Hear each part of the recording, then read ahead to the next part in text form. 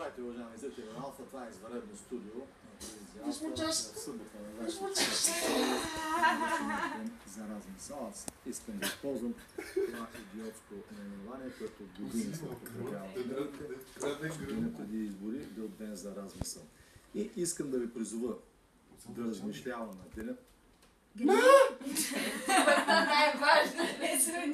Не мога!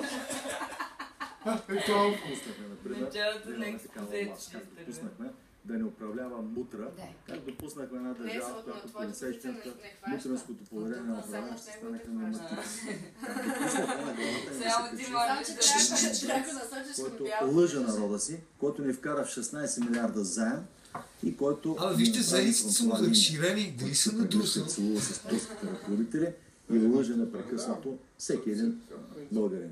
Как го допуснахме това? Как стана така, че на власт се върнаха тези, които бяха изгонени с масови митинги и самозапалвания през 13-та година? Или забравихме това? Толкова ли сме късопаметни? Вие кажете, не знам. Вие кажете, защото аз съм наясно как стана. Вие разсъждавайте деня за размисъл и разсъждавайте, трябва ли отново да изберете кметица, която превърна София в колака и във всеки ъгъл на центъра. Това трябва да осъдим, той в деня да искате ли пак отново същото ръководство на София? Заповядайте, изберете тогава същата кметица. Това ще по центъра да се разхождат бездомни кучета, да лежат като било по плочките на Славейков, на всеки ъгъл да се продава дрога и надрусани протестърчета да смятат, че София е това ли искате да бъде вашата столица? Това ли искате да бъде всеки български град, защото това се повтаря под Индиго навсякъде, където управлява ГЕРБ. ГЕРБ е една престъпна клика. Индиго не беше по време на ГЕРБ, която вече има сателити, реформатори, патриоти, АБВ, турската партия на Касимдал. Тези се върнаха на власт, дойдоха на власт с Майдан.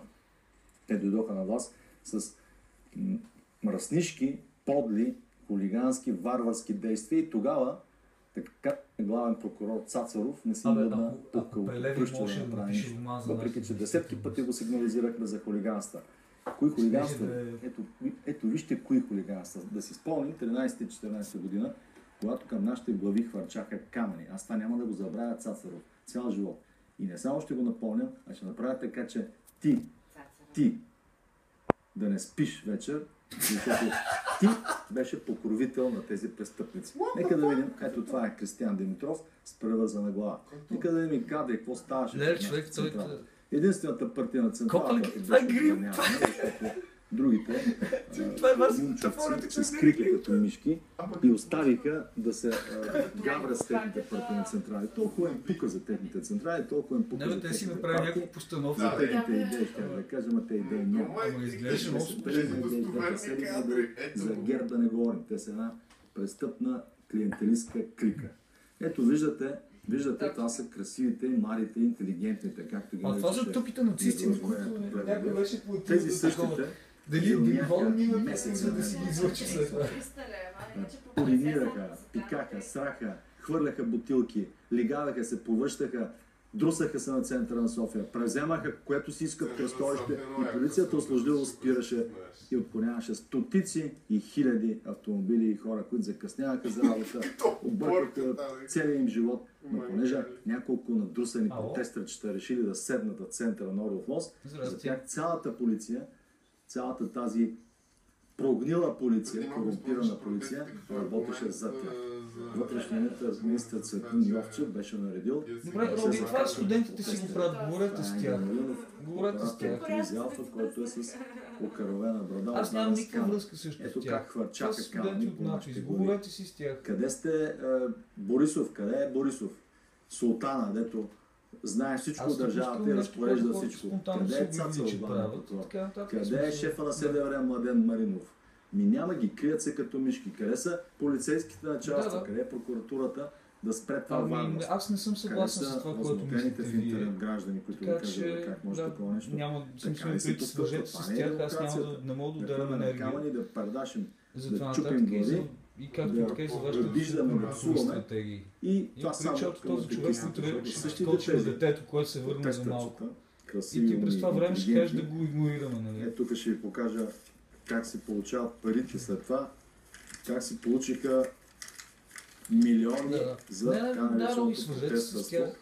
Те бяха възнаградени от своите господари, американците, с десетки, стотици хиляди милиони долари.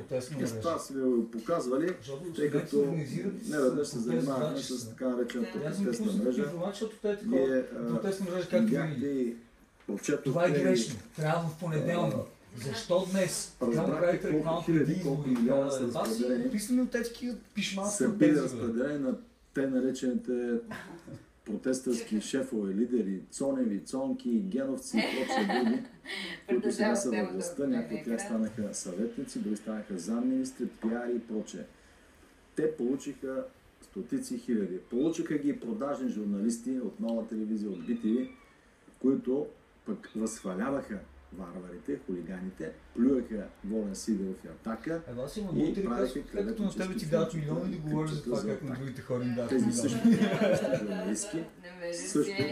журналистки също с стотици хиляди бонуси, които им дава Америка за България. Америка за България, тази ченгесанска фундация. Не сеща, че той организира там тези руски концерти с тази фундация. И дава пари в бюджета на САЩ. Тоест САЩ се намесаха пряко в нашата дейност, нашите вътрешни работи.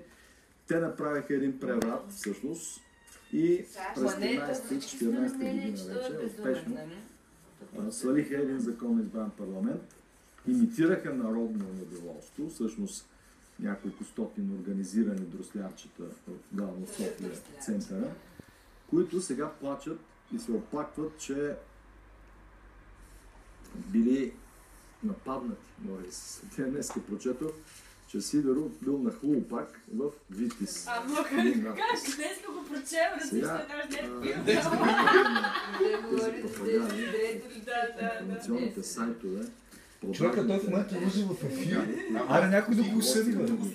Пишат заглавия, че Сидеров е нахлул, някой го пребил, семейство, 20 полицаи тръщна и така нататък. Всички тия глупости, които го пишат, с цялото това червене, естествено аз ще си търся правата и ще ги съдя. Искам да прочета само по повод на прясната новина, как Сидеров нахлул в Витис. Да ви прочета какви отзиви дават хората. На тези папагали, които пишат такива заглавия, само искам да им кажа, че аз нямам нужда да нахлувам, тъй като на моята карта пише, че мога да вляза във всяко едно учреждение. Ето тук, може ли да го покажем текста, ситничко го написала Цецка, но все пак го има. Народният представител има право да посещава всички държавни и други органи, институции, организации, учреждения и така нататък. Ето, тук го пише. Той очевидно не може да право да посещава винаги такива всяки всяки учреждения. Така че аз да искам не мога да нахлуя, тъй като изпълнявам правото си да посещавам всяки институции и учреждения.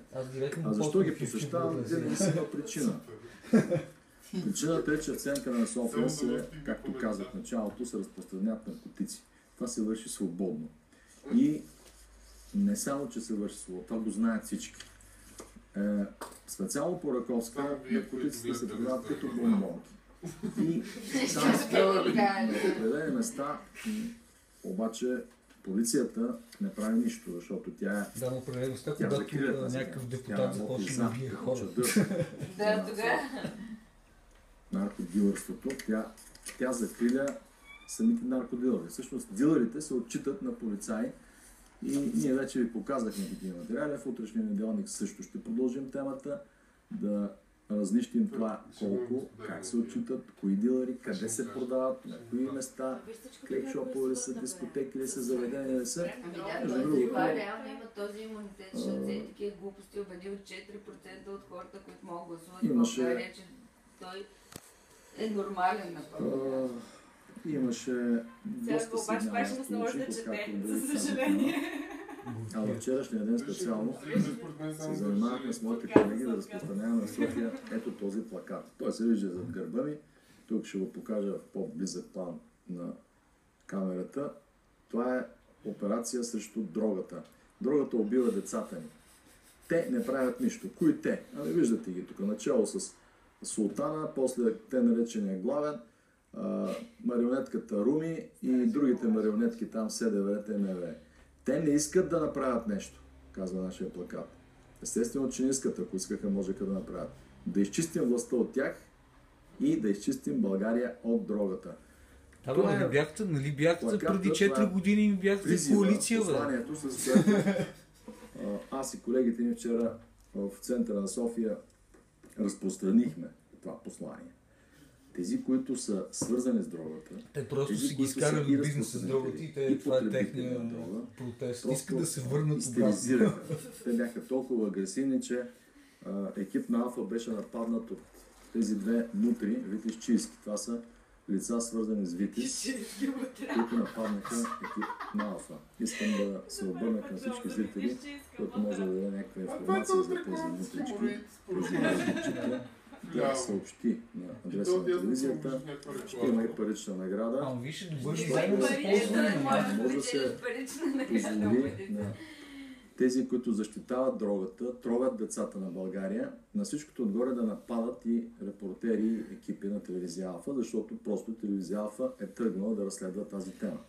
Нали знаете, че когато някой от нова телевизия или бити репортер бива нападат, цялата държава се биде от това са страшни писъци, викове, анкети, може ли, трябва ли така, ангажират се всички висшестоящи държавници в темата и казват, че това е ужасно, как може такова нещо, веднага ще бъде арестуван нападателя. Сега имаме нападател на телевизия. Те ги издират, защото тия ще ги набият направо.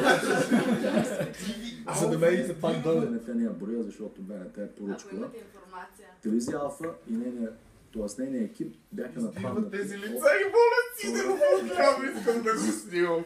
Те търсят Волен Сидеров много. Свързани са и с която се продава там. Това е Инстаграм Това вече обаче може някой да го следи. Време да го съди от това. Ама никой не го Ама не телевизия. Това вече е прекалено. Не, че не си просто копирано, каже, гледай сега. Вкараш политиците в затвора, трябва да има прецедент. Всичката Виж да вкарат в затвор и след това всички останали си вкарват. Тъпите витешчийски номера и надуването без основа. Само Волен ще разкара измета от Витис. Следващ. Колко ли си схабил за всички знаем, че се продават наркотици свободно и с охрана от ченгетата на престъпниците. Мутренска държава с премиерната, които са го хванали за мадурките. Това е тотална дезинформация, човек. Това просто наистина трябва... Няма такава държава. Чета дословно, някои думи са нецензурни. Нецензурни. Трети отзив. Тони е подписан. Наркоманчетата от надпис май са напълнили гащите.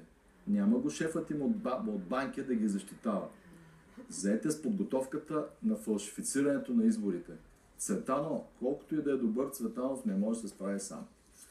Това е, между другото, сериозен поглед върху това, че наистина друг отзив. Бързо забравихте Ало Ваньо, гербърска мърша, с много удивителни. Следващ отзив. С БТР и картишници артистичните Третополови гейтаци със сигурност са били стресирани. Как може някой да навлиза в секретната им база? Успяха ли на време да скрият тревицата? Това директно трябва да